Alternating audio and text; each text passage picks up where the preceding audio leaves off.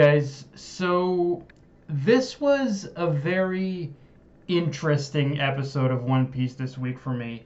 Um, obviously with the content that it was covering, it was going to be a great episode either way, and it was. But the interesting thing about this episode for me in particular is that is pretty much how cheerfully somber it was.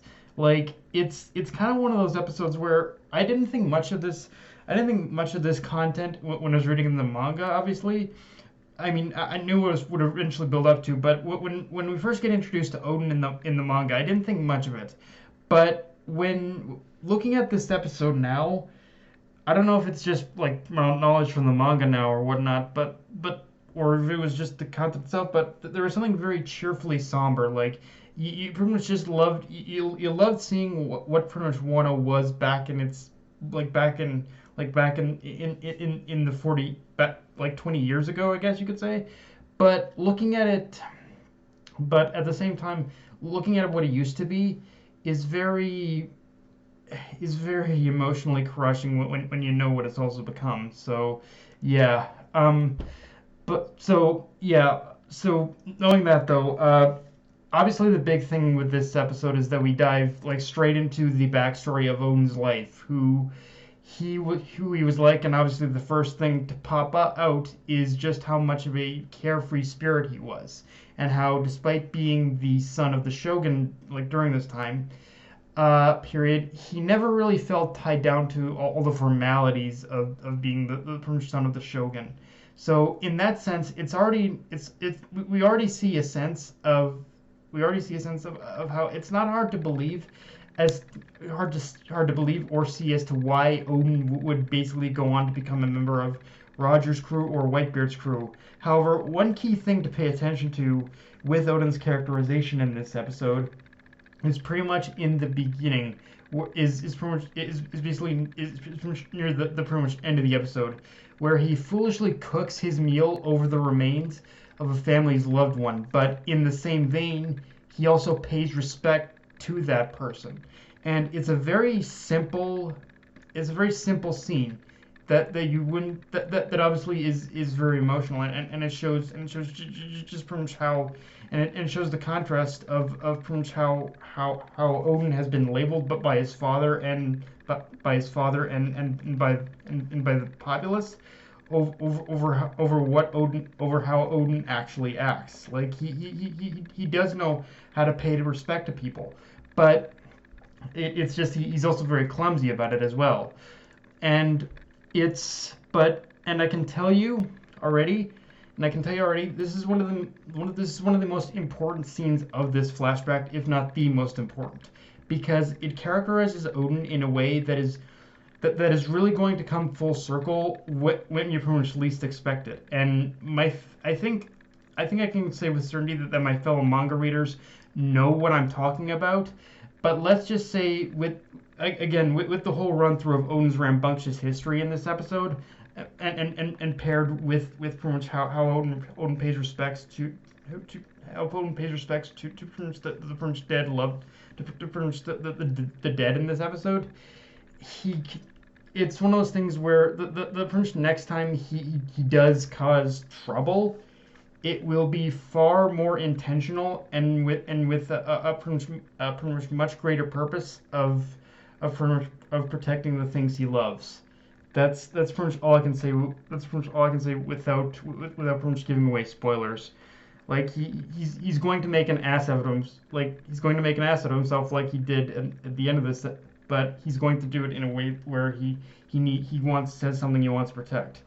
Um, and again one thing I really like with this episode is how it gives us a much greater sense of how prosperous and in a word colorful that Prince Wano was, because on top of the art and animation looking amazing this episode, the art specifically looked absolutely beautiful. But it's also one of those things that but by Prince showing us the beauty of what Wano once was, it makes it all the more horrific and even somber when we remember what Wano will inevitably become in of what we know in the present.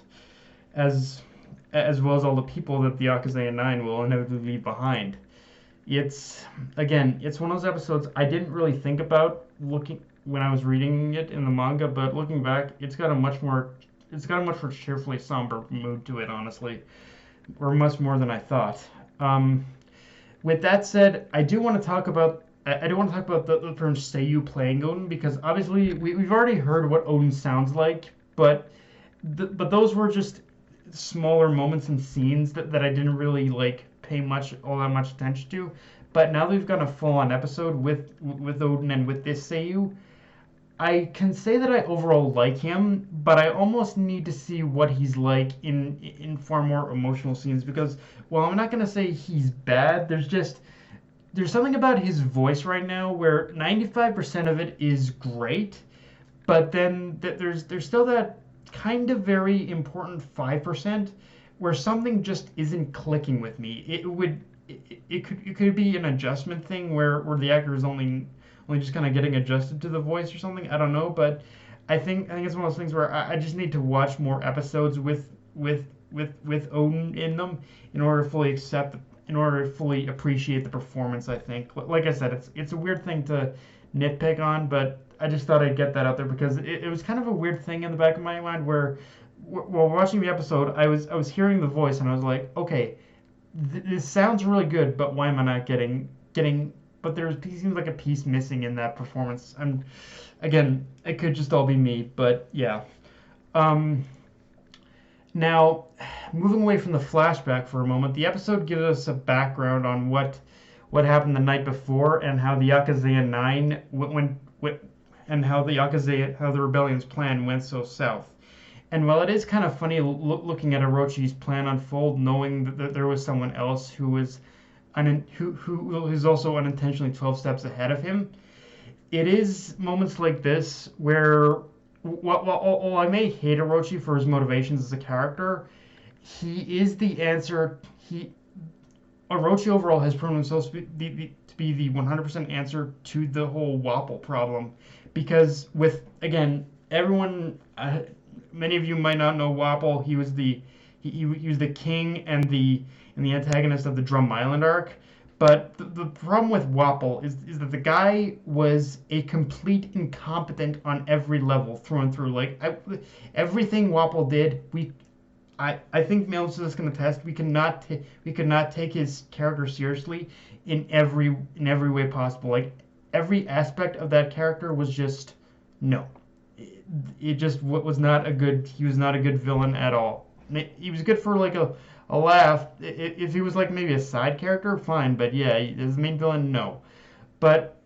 So yeah, that was the thing. That was the problem with Wapol. But with Orochi, while he does have incompetent moments, they're really just played up for a lot of the comedic effect from his personality. But the actual character himself is much more cunning and devious, as shown in this episode, and honestly throughout this entire arc as well. He like with Orochi, he doesn't leave anything to chance, and is very active as an obstacle is very active as an obstacle for the protagonists of this arc, and through him destroying pathways and destroying pathways and entrances in order to block the rebellion from like converging. And although at the same time his actions for as precise as they look also kind of expose Orochi's paranoia even more, and how even though on the surface it looks like he's kind of got control of the situation and has caused major problems for the rebellion, there is one major blind spot he's failed to recognize that's going to flip everything he's done on its head. Like, I'm just saying that right now, that everything Orochi has done, it might seem hopeless right now, but he's actually left one major blind spot unattended, unfortunately, and it's a blind spot I guess he doesn't really even know about, mind you. But yeah, getting back to the flashback though, one interesting thing about the flashback obviously is not only how we pretty much meet a lot of staple characters that we'd meet in the present, like for example, and what these characters were like in their younger years, but it also gives us an idea of what Kinemon was like in his youth, and it is very funny to think how a penchant for trouble can bring people together. Because in a lot of ways, Kinemon's and Denjiro's habit of being grifters and con men is inevitably what led them to meeting Oden, someone who also had more often than not a habit for attracting trouble himself. So it is interesting how these relationships are formed for something as simple as what could be considered as what could be considered from animal like from selling an animal for money after stealing it from another group of thieves. Because that's in essence what you could say that Denjiro and Kinemon were when they were younger, was just like con men, thieves, all that. They just kind of did whatever they could in order to make money. So it's like, yeah, they're kind of pathetic. They're kind of pathetic grifters in that sense. But yeah, guys. So it's just kind of funny how that whole thing is how that relationship how that kind of forms what becomes the relationship for in meeting Oden and whatnot. But yeah, guys, that's all I got for this review. If you enjoyed the video, like, comment, subscribe. I'm on Twitter, Facebook, and Crunchyroll. Death Knight of Anime, signing off. Later, guys.